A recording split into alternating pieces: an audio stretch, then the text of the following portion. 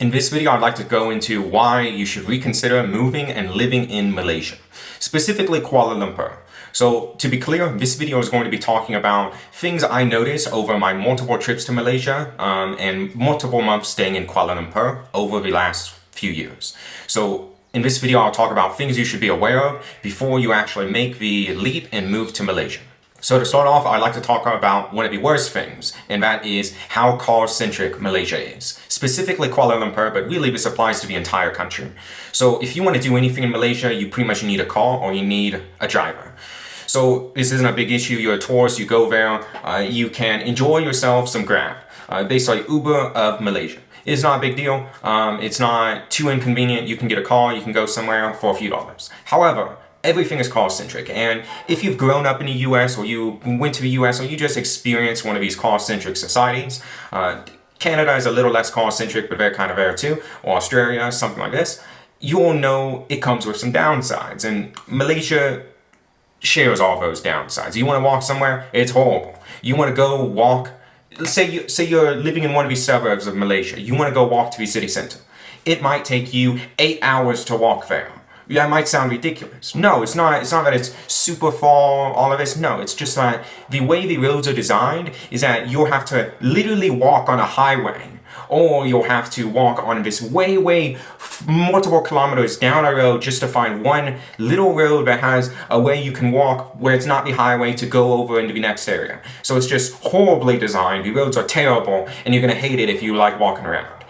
With that being said, it doesn't hamper your quality of life too much, especially as a tourist. But it's something that, I don't know, gets on my nerves. I don't really like car-centric places. It makes it where everything is not walkable, things are far away, and I just feel miserable getting in a car and getting in traffic to go any real distance. If I'm, I don't know, in one of the condos and, I don't know, it should be only a 10-minute drive away from the city center. But because of traffic, sometimes it's 30 or 40-minute drive. If I'm there, I should be able to walk to the city center in 30 minutes, but you can't. I should be able to walk around, I should have shops near me, you don't. Really, unless you're in the city center, or one of the few like planned developments where they have like shops and supermarket underneath, you really just, your life isn't very convenient with it. You're not going to be able to walk places, you're not going to have like, I don't know, coffee shop downstairs or nearby to walk to, you're not going to have good restaurant nearby. You're pretty much going to, you stay at home or you take a car to a mall, and that's how you kind of live in Malaysia. So it's very car-centric. It's something you really need to be aware of. If you're from the US, this will probably be a good thing to you. The roads are big, we have great highways. Outside of going into and out of the city, like commuting, you don't really have too much traffic outside of that, and there's parking everywhere. It's quite convenient if you enjoy having a car. I just personally don't. I prefer having the convenience of not having a car, not having to deal with it, and not having to sit in traffic, drive places, wait 10-20 minutes just to go to the grocery store versus walk 5 minutes and go to the grocery store. So yeah, something to be aware of. The next thing I'd like to talk about, speaking of cars and stuff, like all car-centric societies, Malaysia has horrible public transport, like really some of the worst in the world. The only place that really compares in terms of public transport, in my mind, is the Philippines. The Philippines public transport is also pretty terrible. I would say it's actually a little better than in Malaysia, though. In Malaysia, you can't pay, say, like, we almost missed a flight one time because flying in and out of Malaysia many times. One time we almost missed a flight because we're like, hey, instead of taking the car like we normally do to the airport, let's experience the subway. So we try to take the metro there. Trying to take the metro there, you still have to take a car into the city center, or you have to move on multiple buses. Terrible. Or say you're in a convenient place. So we picked a convenient place. It was one metro stop away from the metro, express metro that goes to the airport. So we figured, oh, okay, it's right there. I'm staying at a fancy hotel, it's right there. I just walk 50 meters, I get on the metro, I go there, no problem. So we go there. Turns out they don't accept card, they don't accept any sort of scan pay, they don't accept Apple Pay, they don't accept anything but Malaysian ringgit. And if you're in Malaysia, honestly, you don't use cash much. It's no need to really use cash anywhere. So why do they only accept cash? Who knows? But it's Malaysia. So you go there to the metro, you have to pay cash. Maybe they have some sort of like a card you can fill up and all that, but if you're just there temporarily, you're not going to really be using that, and it's just still, it's not very convenient. We went to a couple stations before, and they didn't even have like a teller like person there. So I don't know, maybe that's just, it was a holiday or something, who knows, but our experience using public transport in Malaysia wasn't good. So we went there 50 meters from our hotel, tried to go to the airport. You need cash. And one thing that's unique in Malaysia is it seems like nobody uses the public transport. I don't know, it's very strange. Seeing as it's a big city, you would think people do. And it seems like people do. If you talk to people, they do. But if you go to the metro station, nobody is there. So what ended up happening is we had to like scan pay someone who was luckily walked into using Metro as well, and they helped us out with cash, all of this. If not, I was going to have to go run to a hotel, just order a car. So because we were relying on the Metro, it's not very reliable. Let's move on a little bit from that part, and let's say after we got it through the Metro gate. So it's not very convenient. You have to let's just say the next train after we got into the subway station was going to be about 15-20 minutes later. So this is near the city center. It's going to be city center, like where all the metro lines connect. And the next like tram or whatever it is, SkyTrain, was going to be a long wait. If you're in a city like Taipei, you're anywhere in China, the train, your wait's a couple minutes. If you're in Bangkok, your wait's maybe a couple minutes. At most, during late at night or early morning, maybe it's 5 minutes or something. If you're in really anywhere that has metro, it's faster than this. So what's going on? I don't understand. Malaysia, the public transport's terrible. And don't even get me started on the buses. I'll just say briefly, don't use the buses in Malaysia. You try to use the buses, we've tried multiple times. They literally will not even accept you if you're a foreigner. Doesn't matter if you have cash, doesn't matter if you have a card, doesn't matter if you have Apple Pay, doesn't matter anything. Even cash, they don't care. You can't use it. We tried to get the card and stuff and use it. You still couldn't. Apparently, we talked with like a driver a little bit. He said you had to be a resident of Kuala Lumpur to use the buses. I honestly don't believe that. I don't believe that's true, but that's what he told me. So, yeah, the bus is just unusable if you're a foreigner, in my opinion. And they're just not convenient anyways. The ways they go, the amount of transfers you have to do, their frequency is just not really that good. So, I don't know. The buses, if you're taking a bus to the city center, maybe it's okay. Maybe it's okay if it's convenient near where you're staying. But otherwise, just forget about the public transport. Just all you're going to have to do is a car everywhere, just like the US. If this causes the traffic, it causes a lot of issues. Just be aware of this. So those are one of the two worst things. I'd like to get into more moderate things now. So the condo quality in Malaysia. So the condo quality in some countries suffers as well. So like Philippines, the quality of the condo is questionable a lot of the time. In Malaysia, it has a similar experience. You go to the condo, people don't seem to really be maintaining it properly. The gym is broken down. They have air conditioning in it, but they don't use it. They won't use it, even though it's boiling hot outside. Nobody really uses the gym much, even though the machines are broken. Maybe it's because the machines are broken, and the pool is dirty.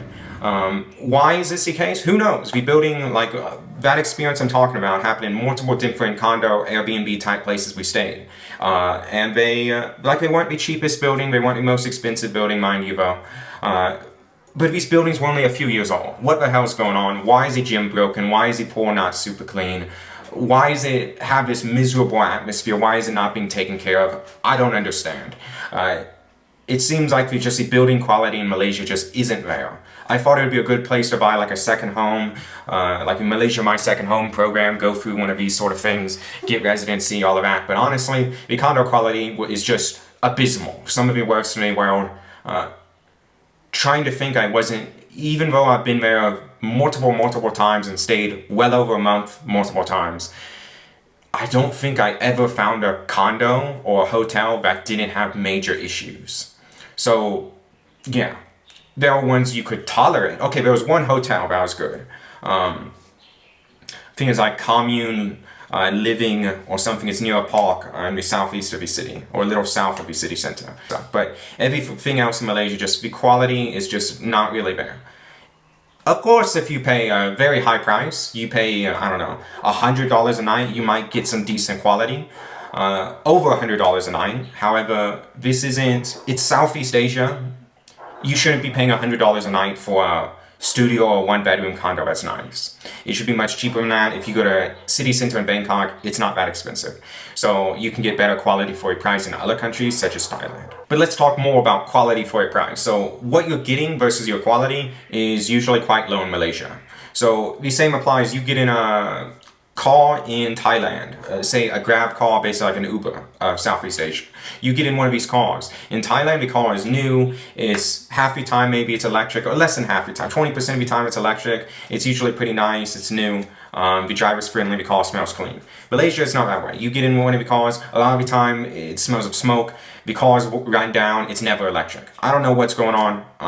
Just the quality for the price is just simply not there. I think it's similar to the US, where you get the quality goes down because of all the extra costs of having the car-centric society, where you need extra parking, you need extra this. It just bumps the price of everything up, where everything costs more, and everything's just a little more miserable if you're not living a certain quality of life. So just that's another thing to be aware of. Also in supermarkets and stuff, like you don't really have fresh fruit, vegetable markets in Kuala Lumpur, especially.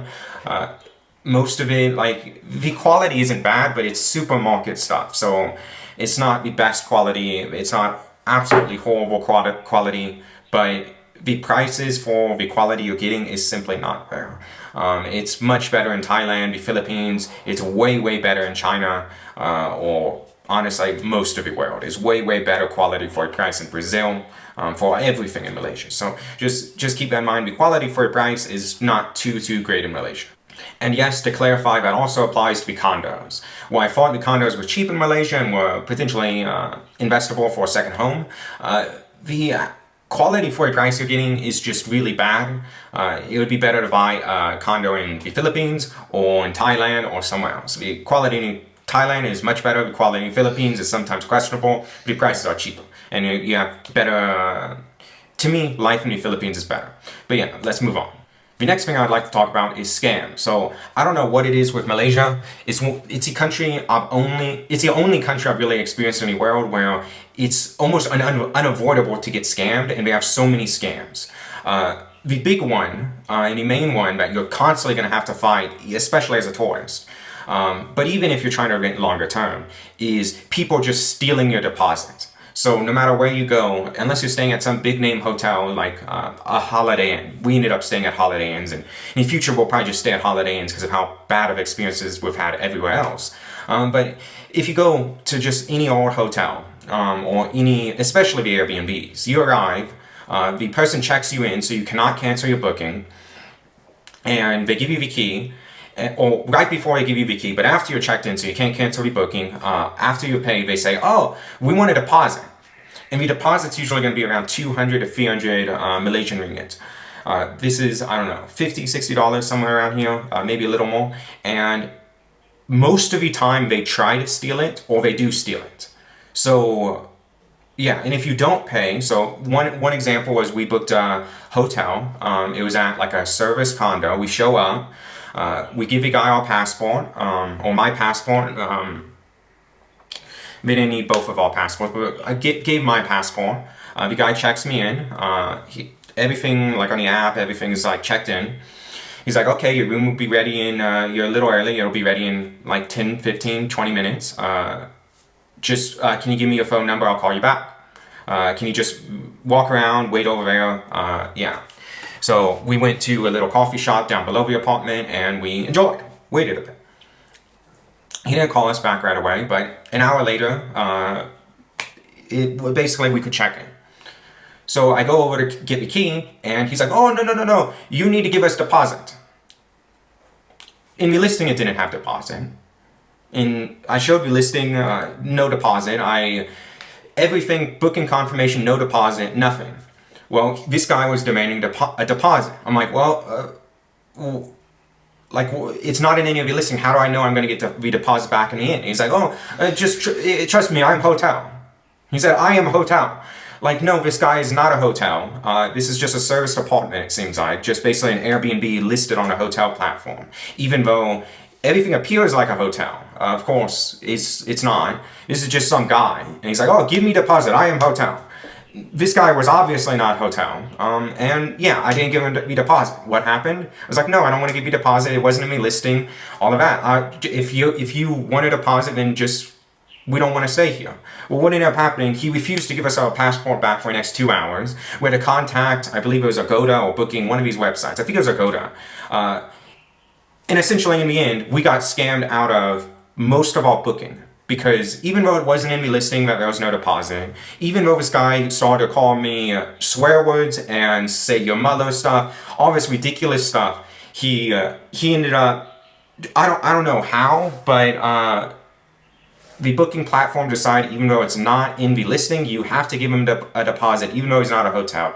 Even though he wouldn't give any paper showing he gave you deposit, nothing. And they didn't care that he refused to give you passport back. So I ended up having to go invade the office, grab my passport out of the desk at like, I don't know, it's like 9 p.m. or something. Well, not the office, it's like this little front security booth. I just invaded it, opened the drawer, shuffled through, found my thing and left, because of all the issues it was causing. So we had to wait many hours, ended up still getting scammed out of a lot of the money. And yeah, I don't use Agoda anymore. So yeah, scams are quite common in Malaysia. I've had this experience many times. Most apartments, most hotels you go to try to do this. Some of them will give you actual paperwork. A lot of the time they'll still scam you in the end, or try to. So I always take full video of everywhere I show up to because I've dealt with these people before. However, if you don't do this, like one hotel we went to, that was an actual hotel we stayed at. Upon checking out, we're like, okay, here's a key, deposit. They're like, okay, let's check the room. They go up, they say, we smoked in it. Meanwhile, me and my wife don't smoke. We never smoke. We never absolutely smoked. So they say this. I recorded video before. I said it smelled like smoking. Again, they try to steal the deposit until I stay there an hour and scold them. Like, another time, and we had the paper and stuff. Another time, another actual hotel. I don't know if the guy was subleasing it or what, but actual hotel, but we didn't go to the front desk. Some other guy showed up, even though it said the listing of the hotel. The name of the hotel and the listing had tons of reviews. Some guy showed up. Rather than the hotel reception, they said, no, we don't check you in. Someone will come and check you in. Anyhow, this guy comes, of course, deposit too, but it's in the listing because it was supposed to be with your hotel. Well, anyhow, give him the redeposit. Or don't give him the redeposit. He makes it where you have to go pay on like a payment portal with your credit card and all this ridiculous stuff. Just terrible user experience. And then after you do that, we check out a couple days later. He says, oh, no, there's damage to this couch. There's damage here, there's damage here. And he's like, oh, come to our apartment. I will show you there's damage. Why you do this to my apartment? But because I had video, immediately when we were checking in, first time, he gave you deposit back. But it's clear that just scams are extremely common in Malaysia, especially with rentals, short-term accommodation, but even long-term accommodation from what I heard from people. And it's just, Malaysia's not a place where you can just forget about these things and just trust people, it seems like. People are not very trustworthy. It's not a high-trust society. And I guess this gets into the other factor, which is maybe it's not a high-trust society because Malaysia's not homogeneous, especially Kuala Lumpur. You go there, everyone's not Malaysian. It's something I mention in a lot of these videos. I appreciate places where I go and everyone is from there, basically. I go to Thailand, people are from Thailand. I go to China, everyone's Chinese. It makes me feel safe. It makes it where people seem to trust each other and there's less scams. It's a high trust society. Kuala Lumpur is not that way. You go there, I don't know what the exact figure is, but it's like 1/3 of the population is Malaysian, 1/3 is like Indian Malaysian, 1/3 is like Chinese Malaysian, and then there's some mix as well. And it seems like these communities don't interact too much. They stick more to themselves, and they just, I don't know if it's part of this. It seems like in a lot of countries, when you have sort of environments like this, people don't trust each other as much, and you get more scams. I don't know if this is the reason, but yeah, that's another thing. Malaysia's not homogeneous. You go there, there's going to be different cultures, different people, and they don't seem to really get along too well. It seems like they're kind of racist towards each other, and it causes a lot of like tension in the air, in my opinion. It's not as bad as certain countries like Brazil in this sense, but it's certainly not very good in this sense either. Of course, there's positives to it. Like, I personally like Indian food. My wife doesn't, but I like Indian food. It's you can get Indian food there that's actually good because there's lots of Indian people. So there are benefits, of course. There are benefits. Of course, I and my wife love Chinese food. So there is lots of Chinese food and there's lots of vegetarian Chinese food for us because there's lots of Malaysian Chinese people.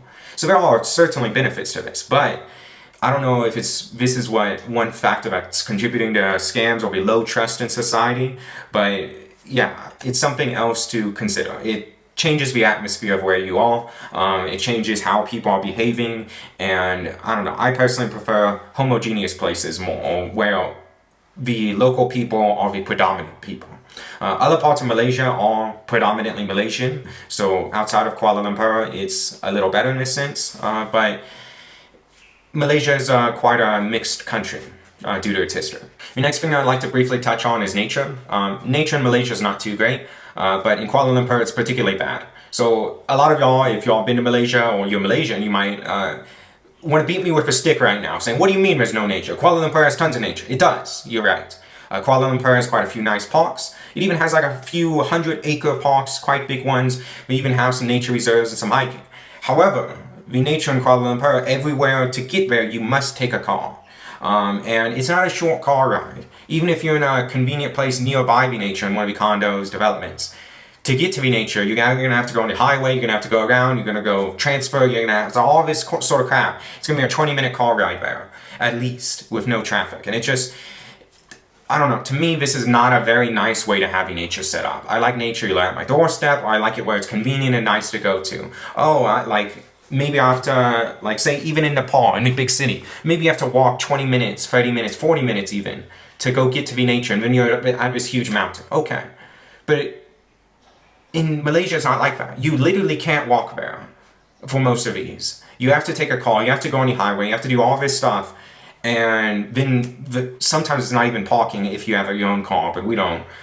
So, yeah, I don't know. It's just the nature there. And that's the other thing. When you go to nature like this, you're surrounded by the highway. I don't want to go to a mountain that's completely surrounded on all sides by a highway where I hear highway noise. This isn't nature to me. It is kind of, but it's not. It's just not the quality I'm expecting. It's not the quality that other countries have to offer. The nature in Kuala Lumpur and Malaysia broadly is just, it's not there. Mostly due to this car-centric thing. They destroy a lot of nature or they just ruin it. So that's just another thing to be aware of. There are big parks in Kuala Lumpur. You can kind of escape from the hustle and bustle of the city and the traffic and stuff in these places, but they're not convenient to go to. They're not, even if you're nearby, they're not convenient to go to, and that you still sometimes, a lot of the time, pretty much all the times we win, hear traffic, see a highway, something like this. And of course, yeah, it's boiling hot. So I guess let's talk about the weather. So the weather in Malaysia. The weather in Malaysia is, it's similar to Thailand. It's maybe a little more stable in weather. You get a little less cool in the winter, a little less hot in the summer sometimes because of the elevation, particularly in Kuala Lumpur. However, overall, it's a little bit hotter. This just, I don't know, personally, especially in a car-centric place, it makes it where it feels like you can never really, if you go outside near your condo or wherever you're staying, it's going to be hot. You're not going to really want to be outside. Everything's going to be paved. If you go to the nature, you're going to have to take a car there. And to me, that's kind of miserable. And then you get out and it's also boiling hot. So it's just, Malaysia's a place in terms of weather. It's similar to Dubai in this sense. You're going to be inside pretty much all the time. You're going to be in malls, you're going to be in your condo. This is just a way of life there. If you're someone who enjoys being outside, nature, fresh air, cool weather, it's not going to be for you. You might enjoy the highlands of Malaysia. They're quite expensive and they're not very convenient, but they have good weather, they're quite nice in that sense. But Kuala Lumpur, it's very, very humid, it's very hot. And to be clear about humidity, it's one of the most humid places I've ever been. You'll literally get water dripping down in some of the condos. This might be one reason the condo quality is questionable. You'll get water just accumulating in the condo areas, the public areas that are not air conditioned because of how hot it is and humid. So this doesn't happen in Thailand too much. Occasionally it'll happen. Occasionally it'll happen in like southern China, like Guangzhou, but it's not too common. But Malaysia, every time I've been there pretty much, other than winter time, I guess, it's been like this. So yeah. it has its benefits. Part of this is because humidity, rain, all of this. Malaysia, Kuala Lumpur, the air quality is not too bad, so that's one benefit of like that sort of weather. However, overall the weather's not too great. But yeah, the weather is it has its trade-offs, it has its advantages, but there are some negatives to it. But overall, it's okay. And the last thing I'd really like to talk about is the atmosphere of Malaysia. So it generally has less energy, it feels like, than other countries. Like, I don't know why, it just, you don't feel the energy there. At least I don't, and my wife doesn't. Like, you don't feel like things are getting done. You don't feel fresh as much. You don't, like, things aren't as open and free when you're there. It's hard to put it into words. It's just a different, different atmosphere, and to me it's noticeable. And a lot of the people I talk to in Malaysia, including people who live there long term, notice it too. And it affects a lot of things. Like, it affects the gyms in the condos and outside the condos. Seems like there's less women in the gyms, and people kind of keep to themselves more. The gyms, people are less social, less friendly. There's less classes. They oftentimes will separate men and female as well. At like pools, especially condo pools, sometimes it feels a little uncomfortable because a lot of people wear full clothing, like long pants and shirt and everything to go swimming, versus what I'm used to and my wife's used to is just going in swimsuit, bikini or swimwear or whatever. And in Malaysia, it feels kind of uncomfortable doing this. Feels like you're just being disrespectful, so I end up usually wearing a shirt, and we wear a bit more clothing, less revealing, showing less skin, because it just feels like we're being disrespectful.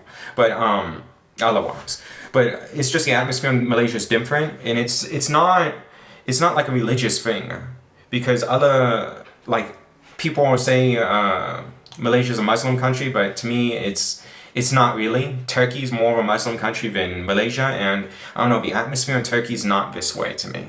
I don't know, maybe it goes down to, again, the not homogeneous part of the society. There's more tension in the air, people are less trusting, or I don't know what exactly it is. But it's just another thing to be aware of. The atmosphere in Malaysia is different, to say the least. And it stretches not only from just generally being out and about in malls to being in your condo, to being at the pool, to being at the gym. And I mean, it's especially true, I don't know, to me I found the malls in Malaysia, that's another thing. Yeah, outside of the city center, the malls are okay. But the malls, the quality of them and the atmosphere in them it just feels more miserable than a place like Thailand. I feel like it's something to do with the lighting or just the quality of the building, I'm not exactly sure. However, the quality also even the Philippines, the malls feel much better there than in Malaysia. So it's a feeling sort of thing. Maybe you don't get this feeling, but I did, my wife did, the couple friends I brought to the Philippines kind of did as well. It's just be aware of all these things, but particularly this, experience the atmosphere. Don't just be aware of it. Experience it firsthand is my recommendation. You know what, one last thing. I said that was the last, but one last thing. So I've flown in and out of Malaysia many times, mostly through the Kuala Lumpur International Airport. And I must say, it is the worst airport I have ever been to. The staff there is just miserable. Truly the most miserable, rude staff I've ever experienced. The lounges are nice, of course. If you have lounge access, they're nice. People there are nice. But the airport staff, if you're flying with one of the airlines and it's not one of the luxury ones, are miserable, horrible people. I don't say that much, but in Malaysia it's true. I'm sorry, but it is. At least in the last couple years, it's true.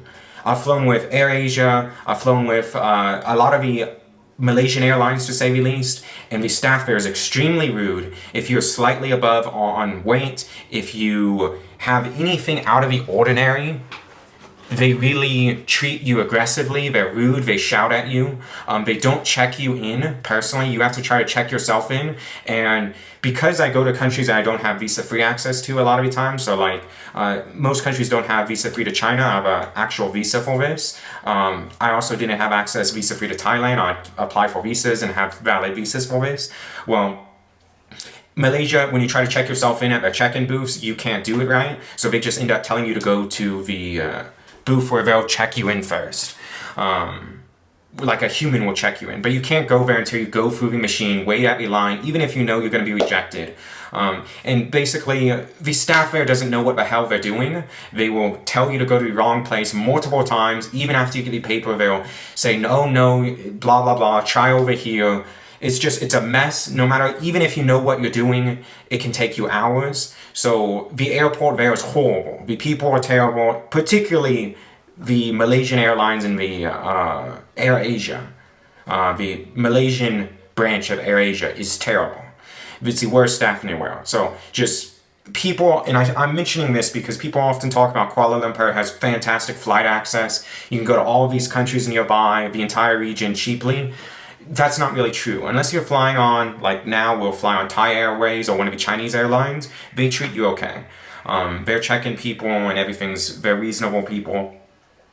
They don't torture you. But AirAsia and the other Malaysian airlines, like Baltic Air and stuff like this, they torture you when you go try to check in my experience. So it might be cheap to take an AirAsia flight from Kuala Lumpur to Ho Chi Minh City or Da Nang or Bangkok or wherever you might want to go on a short trip. But like the idea of this, the mental idea of this, I can just go to the airport and fly out. It'll be easy, it'll be quick. It'll be nice, I can go all over Southeast Asia from Kuala Lumpur. That's what you think, but the reality is no. If I could pay $200 more to just fly into a different airport, because they have other airports in Kuala Lumpur or nearby, if I could fly into one of those and I had flights from there, but it costed $200 more each way, I would pay that. That's how miserable the Kuala Lumpur airport is. So just keep that in mind. You're going to want to pay for the more expensive tickets. You're going to want to stay with the nicer airlines. And don't really rely too much on, don't expect too much from your public transport. People are also not really kind there. And it's just, this also goes into the atmosphere. People are not as friendly in Malaysia, just broadly. But I just felt like I should speak about that regarding the airports because it's a common misconception people have and one I had as well. People think the airport's great. It'll be great, you can fly tons of places, it'll be cheap. But the reality on the ground is, this is not the case. The airport's one of the worst in the world in terms of efficiency and the staff and the friendliness, just the whole situation now. It's not a very well designed airport, it's kind of miserable, and it's not super convenient. The lounges are okay, but I guess that'll be all for this video. These are the things I think you should understand and know before moving and living in Malaysia, as well as before even really visiting. Okay, so that's really going to be all for this video, but before we end the video, I'd just like to say, this video is particularly harsh on a country, particularly on Malaysia. A lot of these videos I make about what you should consider before living in a country will be quite harsh like this. But in the case of Malaysia, I feel like I was particularly harsh in this video. So I just want to say, before we end the video, that Malaysia isn't quite as bad as I'm saying here. So Malaysia does have many benefits I'll talk about in another video. Maybe I'll link it over here or something. But Malaysia does have some benefits. You do have good access to goods. You can be left alone. It has a lot of elements that I feel like the US has. And it's not as bad as I might be saying in this video. So I just want to clarify, Malaysia does have some good things. I'm not saying I'm not going to go back to Malaysia. It's just these are things you should be aware of before going there. Because if you're aware of these things, your experience in Malaysia will be much better. You'll have proper expectations. So that'll be all for this video. With that being said, bye-bye.